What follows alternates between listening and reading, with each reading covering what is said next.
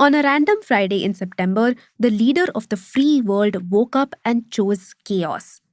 Trump's proclamation of a $100,000 fee hike on H-1B visas had everyone from students to tech employees scrambling.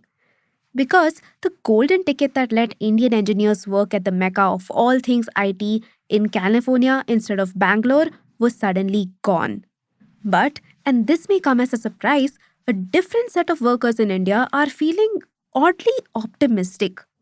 They see Trump's announcement as a possible blessing in disguise. These are employees at Global Capability Centers, or GCCs. Basically, GCCs are offshore offices set up by multinational companies in countries like India to handle their tech, operations, and support work in house. So, yes, people working at these GCCs think their moment has finally come. To understand why, let me take you back to when the Trump administration made this announcement. Well, they're $100,000 per year. So the whole idea is no more will these big tech companies or other big companies train foreign workers. They have to pay the government $100,000, then they have to pay the employee. So it's just not economic. If you're going to train somebody, you're going to train one of the recent graduates from one of the great universities across our land. Train Americans, stop bringing in people to take our jobs. That's the policy here, $100,000 a year for H-1B visas, and all of the big companies are on board. We've spoken to them about the gold card. They love it. They love it. They really love it. They need it. That was Howard Lutnick, the Secretary of Commerce of the United States, with Donald Trump at the end adding that the big companies love it and need it. Now, we don't really know if that's really the case, but it has set the ball of expected consequences rolling. Just this week, Walmart, one of the biggest retail hirers of H-1B visa holders, announced that it would be hitting pause on hiring H-1B hopefuls. Now, back to the GCCs, and what could possibly be the silver lining for them in what is a dark cloud for several others. You see, the whole idea of global giants setting up GCCs in locations outside their countries of origin is to get access to a bigger and more diverse talent pool. And we're talking about thousands of such employees. But here's the twist. They have never really enjoyed decisional power. That is, until now. The thing is, a lot of big American companies, like Walmart, are getting deterred by Trump's hefty fee. So, GCC employees in India think that now companies might finally trust them with bigger, more strategic roles. But the reality on ground looks a little more complicated than that. Welcome to Daybreak, a business podcast from The Ken. I'm your host Rachel Verghese, and every day of the week, my co-hosts Snigdha Sharma and I will bring you one news story that is worth understanding and worth your time. Today is Friday, the 24th of October.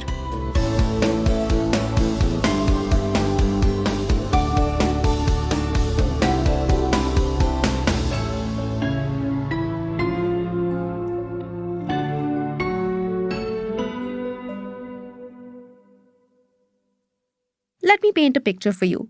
We're in Bangalore at an innovation center in a glass building next to a very crowded road. The Walmart Global Tech Executive is on a call with his US counterparts on a late September evening. His team has come up with a rather brilliant idea about an inventory system, something they believe could help stores anticipate demand better. As he deliberates about money, authority, and structure, the minutes stretch on. And the idea eventually becomes just another task on a global checklist. That's the arc that most ideas born in GCCs take. And that's what I meant when I said earlier that GCCs don't enjoy decisional power. You see, on paper, GCCs seem like the perfect fix to the visa squeeze.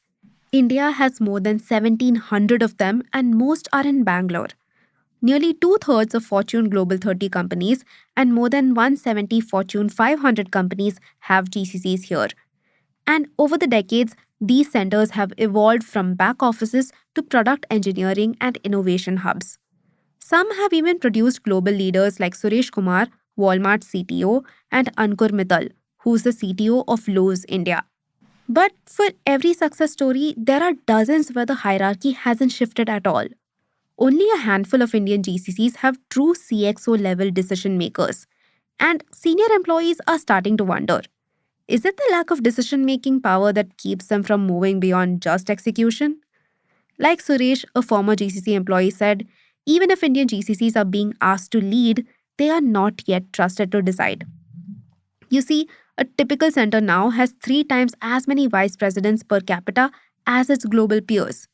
Even then, most proposals need 4 to 6 layers of approval for decisions the US counterparts often make by themselves. A former JP Morgan executive told my colleague, the Ken reporter Mrunmay, that they'd actually have VPs in India doing work that was associate level in New York. Basically, even if the title was global, the responsibility wasn't. And this was at a decade old GCC. JP Morgan's Bangalore GCC employs over 50,000 people. But even here, decisions were mapped according to cost and compliance. And the story is the same across companies. Even though nearly 95% of Indian GCCs call themselves innovation hubs, only about 10% actually generate any intellectual property. And only under 15% contribute directly to product development. Take Target Corporation's GCC for instance. Nearly a quarter of the global workforce sits in Bangalore. One senior employee recalled that they had once designed a digital campaign from scratch. But when it came down to the final decisions, it went back to Minneapolis. He told us that it was things like this that reminded employees that the leash is still tight. At Lowe's India, it's a similar tale. Even though it was a Bangalore team that built and tested a new support system, it was headquarters that made the final call. As a former executive said in frustration, we were just executing someone else's final draft. And that frustration stays constant across companies.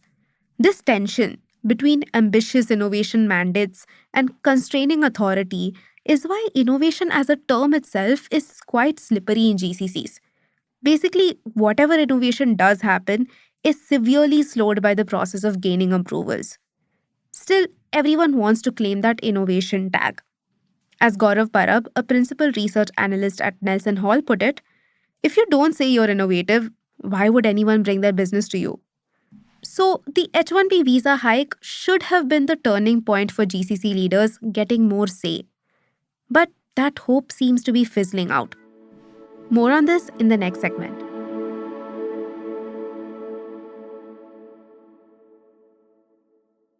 Soon after Trump's visa fee announcement, the Indian government seemed to go all in.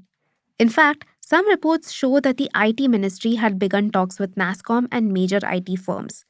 They wanted to shift their US-based employees to GCCs in India. A former Lowe's India executive said that the visa squeeze should have been their moment. But unfortunately, it seems like the leadership in US companies see risk everywhere in India as well. In policy, optics, and taxes. And of course, for the Trump administration, the priority is Americans and American jobs. In the statement about the H-1B order, a worrying trend was highlighted. Unemployment among computer professionals in the US had risen to over 3%, up from under 2% 6 years earlier. And the Republican Party had even proposed a new bill. It called for a 25% tax on services bought from foreign companies. The spirit of the proposed law is obvious: secure employment for US citizens. So, it isn't too much of a stretch to believe that GCCs would be taxed more as well. And that perception, Indian employees said, would halt any expected power transitions. A senior Target executive shared that even if the H-1B squeeze changed the talent equation, it wouldn't make companies automatically hand over authority to their employees in India. And as long as headquarters weigh politics, taxes, and control first, for GCCs here, it means growth without the corresponding power. At least for now. Still, some GCC employees see the light. The visa problem could be a blessing in disguise if GCCs reposition themselves as hubs for product engineering. Phil Fecht, the founder of global consultancy HFS Research, says that GCCs are the natural landing pad for this talent because they provide scale, continuity, and integration into global delivery without visa friction. The real issue isn't really capacity, but ensuring that roles are designed around outcomes instead of cheap delivery. But like we mentioned earlier, others still believe that uncertainty around taxes and visa rules will make sure the power dynamic doesn't change. Gaurav Parab, the analyst from earlier, Stress that companies would think twice before making new investments in, say, a GCC in Bangalore, especially since the rules are being written by a protectionist regime protecting US jobs. And the thing is that data holds weight. Take this example that Gaurav Parab shared with us, for instance.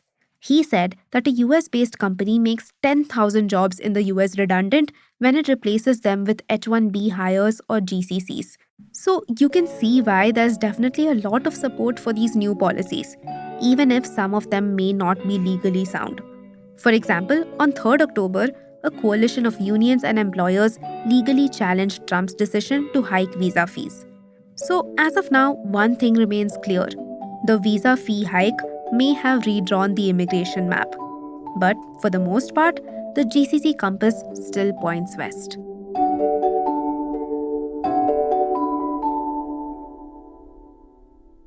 Daybreak is produced from the newsroom of The Ken, India's first subscriber-focused business news platform. What you're listening to is just a small sample of our subscriber-only offerings. A full subscription offers daily long-form feature stories, newsletters, and a whole bunch of premium podcasts. To subscribe, head to theken.com and click on the red subscribe button on the top of the Ken website.